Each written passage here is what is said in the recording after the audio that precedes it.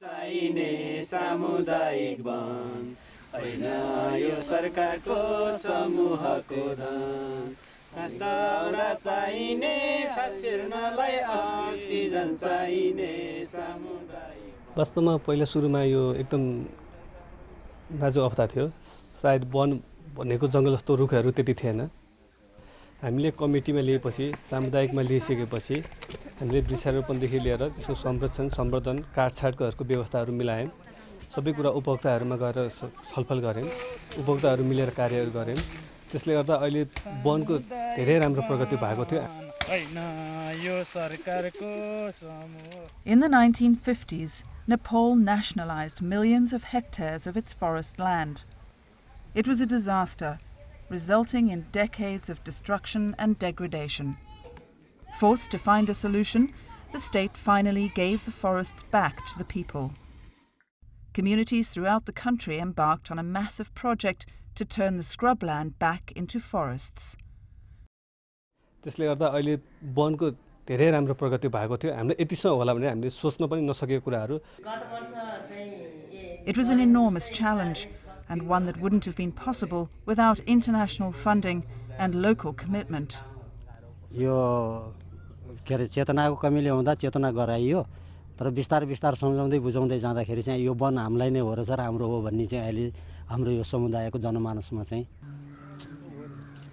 In a remote community in the Kathmandu Valley, villagers make offerings to Aranyani, the Hindu goddess of the forests, and give thanks for their land. Centuries-old tradition, local knowledge, and a deep understanding of their forest led to its restoration, driven by a dream of a better life for themselves and future generations. Using a community development fund, the people in this community built a road and irrigation system to service the village below, and they did so with minimal damage to the forest. They're also replanting in the areas that had been logged. Everyone helps out. जस्तो हाम्रो चाहिँ के छ भने एउटा 40 घरधुरी थियो पहिला, अहिले 44 वटा घर छ जम्मा। 44 घरधुरीको प्रति समूहमा 2-2 जना, एउटा महिला समूह छ, एउटा पुरुष समूह छ। अनि हामीले चाहिँ कुनै पनि काम गर्दाखेरि समूहभित्र काम गर्दा चाहिँ हामीले केही भन्नु पर्दैन, उनीहरुलाई फोर्स गर्नु पर्दैन। हामी समूहभित्र यो कुरोको आवश्यक छ, यो कुरो गर्दै छौं भनेपछि उनीहरुले स्वतस्फूर्त अब के गर्न पर्ने हो, श्रम आफूले जाने अनुसारको श्रम जस्तो हामी कहाँ प्राविधिक एकजना नभएको हो, अरु मिस्त्रीहरु सबैजना छन्, सिमेन्टको काम गर्ने पनि छन्, लेबर पनि छन्, ढुङ्गा कलेक्सन गर्ने पनि छन्, यस्तो खनको लागि आवश्यक लेबर पनि छन्, गारो लाउने लेबरहरु पनि छन्। अनि उनीहरुले एकरूपता यो हाम्रै हो भनेर चाहिँ उनीहरुले हरेक क्षेत्रमा चाहिँ सहयोग गर्छन्।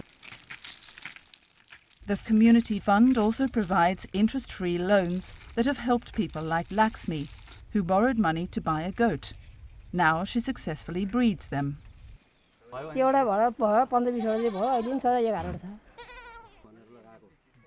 Despite Nepal's community forestry success, challenges remain. Many government offices were destroyed during a recent rebel uprising in the country. The political situation has improved, but remains fragile. चोरी निकासी भएको अवस्था छ अनि जुन पार्टीमा भनौं न मान्छेहरु अलिकति अगाडि बढ्यो त्यसले चाहिँ त्यसलाई असफल गराउनको लागि अर्को पार्टीकाले चाहिँ रुखहरु काटेर वनहरु सखा पारेको अवस्था चाहिँ छ। राजनीतिक चाहिँ राम्रो भइदियो, हाम्रो सबै नीति नियम राम्रो भइदियो भने चाहिँ वन जोगाउनलाई पनि सजिलो हुन्छ, वनका उपभोक्ताहरु पनि खुशी हुन्छन् र उहाँलाई काम गर्ने जाँगर पनि लाग्छ। Most communities have a system in place to fine local people if they chop down trees or otherwise harm the forests. But stopping outsiders is still a struggle. कहिलेकाहीँ बाहिरका शिकार खेल्ने मान्छेहरु हन्टरहरु आएर चाहिँ यहाँ भएका जंगली जीवजन्तुहरु जस्तै काली यहाँ थुप्रै चराहरु पाइन्छ, त्यो चराहरु चाहिँ शिकार खेल्ने, त्यसको लागि पनि हामीले चाहिँ के गरिरहेका छौं भने इनकेस जंगलको एरिया भित्र चाहिँ बत्ती बल्यो, राति बत्ती बल्यो भने चाहिँ त्यसलाई हामीले सर्च गर्ने र सकेसम्म त्यो मान्छे चाहिँ पक्रेर समुदाय भित्र ल्याएर चाहिँ तिनीहरुलाई चाहिँ त्यही अनुसारको कारबाही गर्ने प्रोसेस गरिरहेका छौं। And they worry that their children and grandchildren may not be as committed to the forests as their generation has been. हाम्रो अहिले डरलाग्दो रूपमा भनेको अहिलेको नयाँ जेनेरेसनहरु, नयाँ पुस्ताहरु, नयाँ युवाहरुमा पढ्नप्रति अलि राम्रो सकारात्मक पक्ष छैन, किनकि अहिले विकास क्रमसँगै जस्तो ग्यासहरु भयो, हिटरहरु भयो, यिनीहरूले गर्दाखेरि यो रुखहरु, दाउराहरु, वातावरणहरु तत्कालीन रूपमा चाहिन्छ भन्ने कुरा बुझ्ने छैन र नयाँ पुस्तालाई हामीले त्यो एउटा देखाउनु पर्ने छ। सुविधा एकदम भइछ वनले हैन। अब हाम्रो अब छोराछोरीलाई पनि अब पछिसम्मलाई राम्रो होस् जोगाउनुपर्छ वनहरू। They have fought hard to secure the management of their land as a basic right. प्रत्येक नेपालभरि नै जमिन चाहिँ सामुदायिकमा हस्तान्तरण भयो भने सरकारी नियन्त्रणभन्दा जनसमुदायमा गयो भने चाहिँ यो हरियो वन चाहिँ एकदम राम्रो हुन्छ भन्ने चाहिँ जहाँसम्म हामीलाई चाहिँ यस्तो सोच लागेको छ।